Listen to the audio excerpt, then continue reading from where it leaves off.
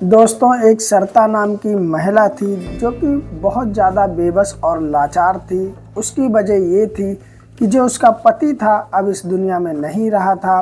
उसके शादी हुए मात्र अभी 3 साल हुए। एक छोटा सा बच्चा था गोद में।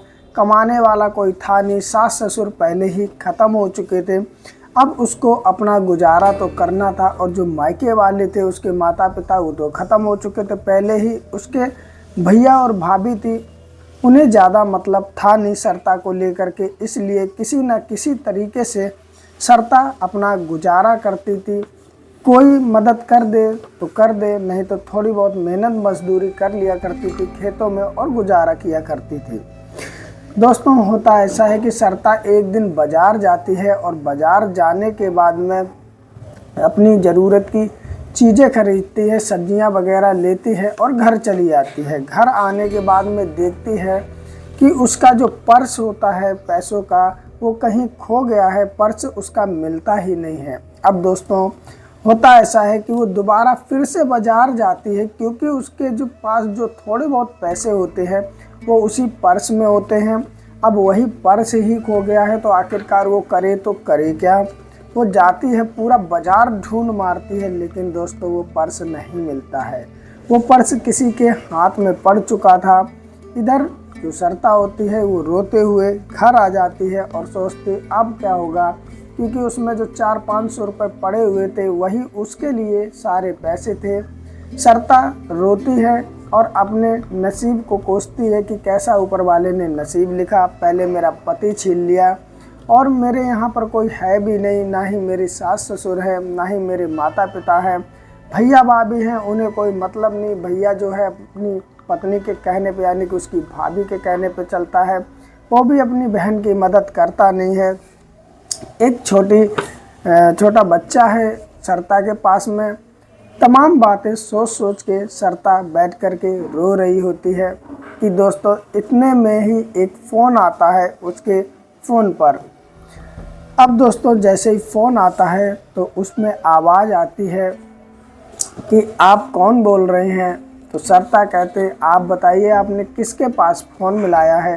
तो वो व्यक्ति कहता है कि मेरा नाम अंकित है और आज मुझे बाज़ार में एक पर्स पड़ा मिला है और उसमें कुछ पैसे हैं, साथ में एक फ़ोटो है और उसी फ़ोटो पीछे एक मोबाइल नंबर लिखा था, वही मैंने मिला दिया है। मुझे नहीं पता ये पर्स आपका ही है या किसी और का।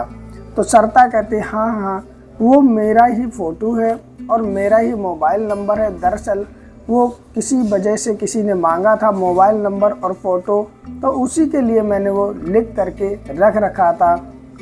अब सरता कहीं ना कहीं कहने लगती है कि भैया वो पर्स मुझे लौटा दीजिए, मुझे बहुत ज़रूरत है, मेरा कोई कमाने वाला नहीं, उसमें जो पैसे हैं वो मेरे बहुत काम के हैं। अब अंकित जो होता है वो कहता है कोई बात नहीं, आपका पर्स मैं दे जाऊंगा, आप परेशान ना हो, इसीलिए तो मैंने फ़ोन किया। आप कौन सी जगह रहती हैं। दोस्तों, वो बाज़ार से मात्र 2 किलोमीटर की दूरी पर रहती थी और जो वो अंकित था वो भी बाज़ार के पास में ही रहता था। जब अंकित बाज़ार करने जाता है तो वो बाज़ार कर रहा होता है तो उसकी नज़र उस पर्स पे पड़ जाती है। अंकित उसे उठाता है, खोल के देखता है तो उसमें 400-500 रुपये होते हैं और एक पासपोर्ट साइज़ की फ़ोटो होती है और उसी के पीछे एक मोबाइल नंबर लिखा हुआ होता है। इसके अलावा कुछ नहीं होता है। अंकित सोचता है कि चलो क्यों ना इसी मोबाइल नंबर को मिलाया जाए, कुछ तो पता चल जाएगा। इस तरह अंकित उस नंबर को मिलाता है और मिलाने के बाद में सरता से बात होती है। अब सरता जो होती है वो बहुत उसको रिक्वेस्ट करती कि भैया दे ज़रूर देना, क्योंकि सरता जानती है आजकल का ज़माना ऐसा है कि कोई किसी की मदद करने को तैयार नहीं है और सरता तो वैसे भी परेशान थी। अब दोस्तों, होता इधर ऐसा है कि अंकित जो होता है उस सरता की फ़ोटो देखता है। सरता देखने में सुंदर थी, लेकिन दोस्तों अब वो विधवा थी तो सादा सिंपल उसकी फ़ोटो होती है, फिर भी वो अच्छी लग रही होती है। और अंकित इधर सरता की जो बताया हुआ गांव था उसकी तरफ चल देता है। शाम हो चुकी थी, धीरे धीरे जो अंकित होता अपनी बाइक लेके सरता के गांव में पहुंच जाता है और पहुंचने के बाद में देखता है कि बहुत छोटा सा गांव है, ज़्यादा घर हैं नहीं, दूरी दूरी पर घर बने हुए हैं।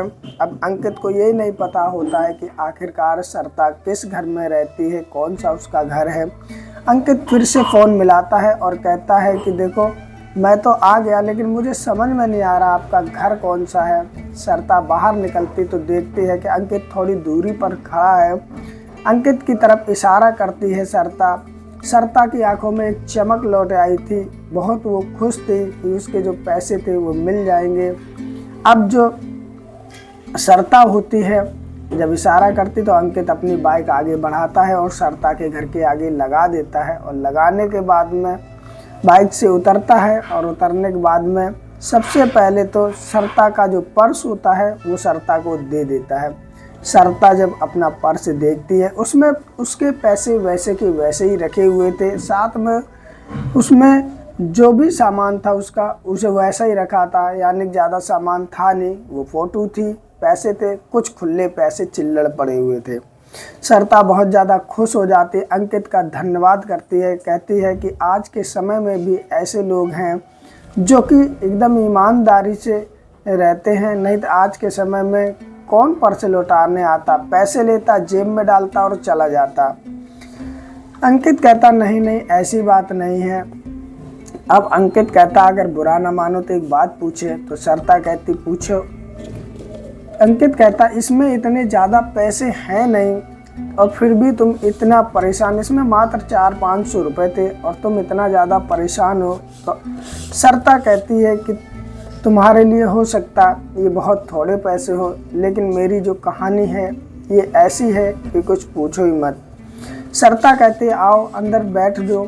अब अंकित अंदर जाता है, बैठता है तो देखता है कि घर में ज़्यादा कुछ सामान होता नहीं है। एक खाट होती है, कपड़े लत्ते होते हैं, थोड़ा बहुत सामान होता है। घर की परिस्थिति बहुत ही ज़्यादा नाजुक होती है। पर सरता कहती है कि आज से लगभग 3 साल पहले मेरी शादी हुई। मेरे सास ससुर थे नहीं, पहले ही ख़त्म हो चुके थे, मेरे माता पिता भी ख़त्म हो चुके थे।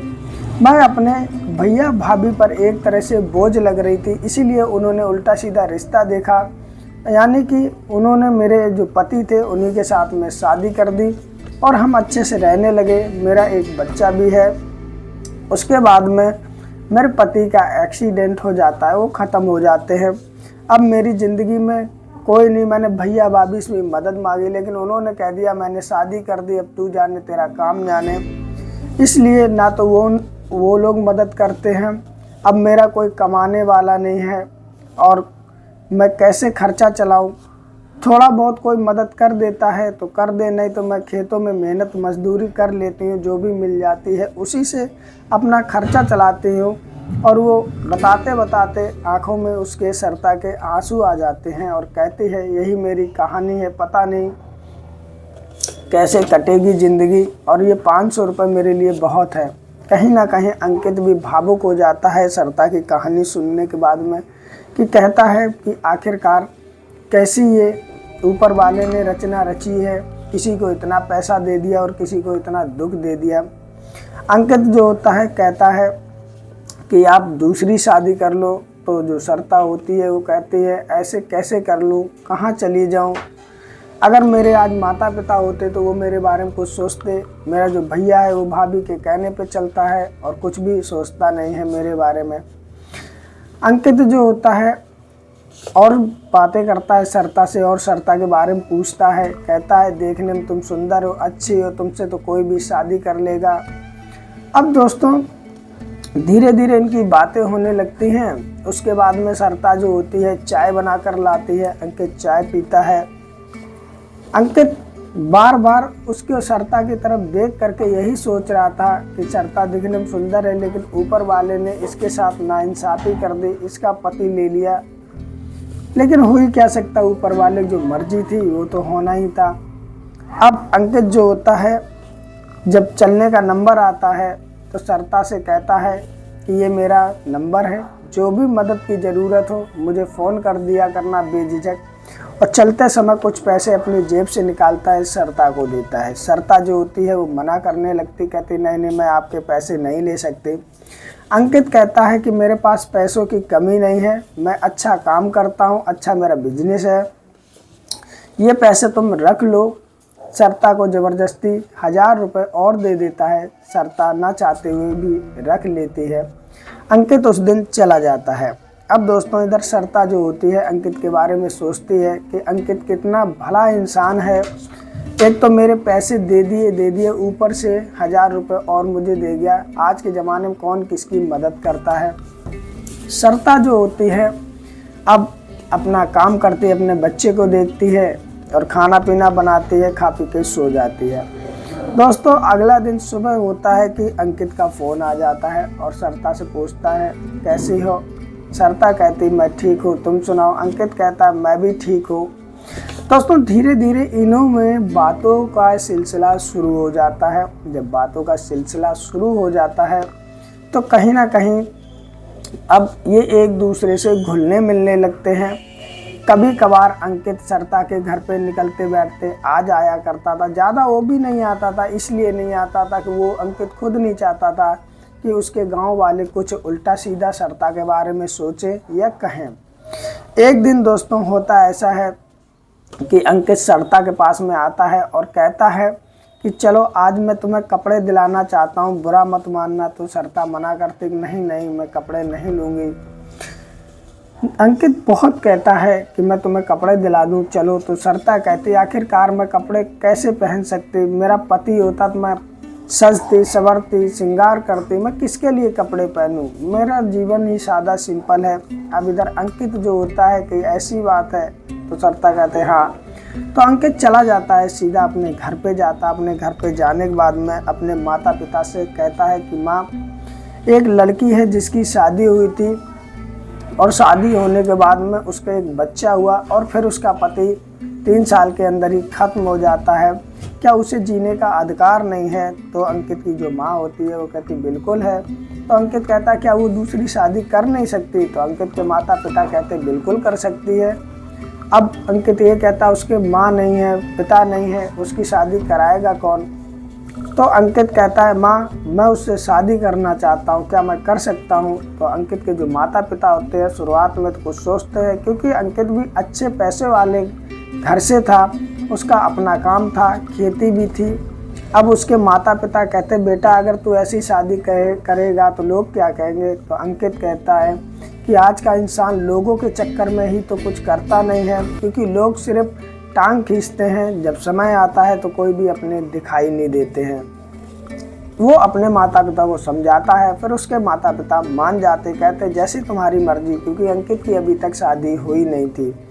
अब दोस्तों अंकित जो होता है अपने माता पिता को लेकर के जाता है सरता के घर में। सरता जब उनको देखती है तो अंकित से पूछती ये लोग कौन हैं। तो सरता से अंकित कहता है ये मेरे मम्मी पापा हैं और इनको मैं तुमसे मिलाने लाया हूँ। सरता को कुछ समझ में नहीं आ रहा था कि आखिरकार हो क्या रहा है।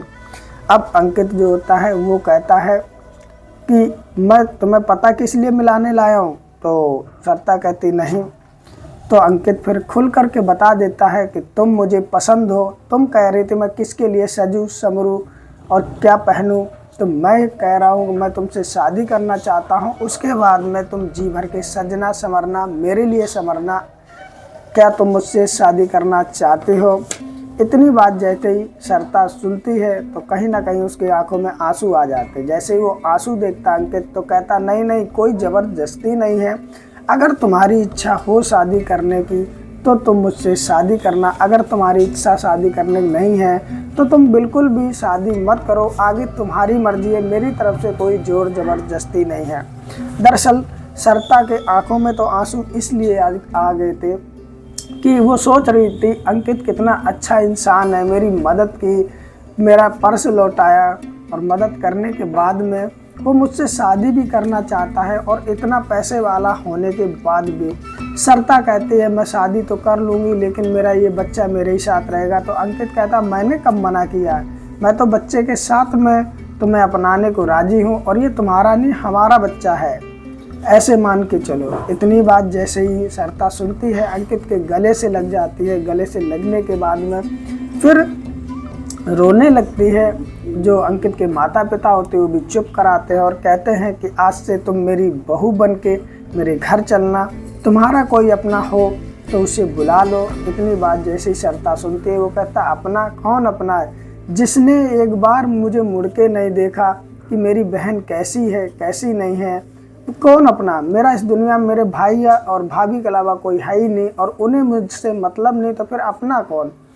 दोस्तों इतनी बात सुनने के बाद में फिर अंकित जाता है शॉपिंग कराने सरता को। अपने माता पिता के साथ में अच्छी अच्छी साड़ियाँ वगैरह लाता है और उसके बाद में दोस्तों ये एक मंदिर में रस्म रिवाजों के साथ में अंकित और सरता शादी कर लेते हैं। और शादी करने के बाद में फिर दोस्तों अंकित के साथ सरता उसके घर पहुंच जाती है और घर पहुंचने के बाद में अंकित के साथ उसकी ज़िंदगी कटने लगती है और अंकित उसको वो सारी खुशियां देता है जो कि एक पत्नी चाहती है।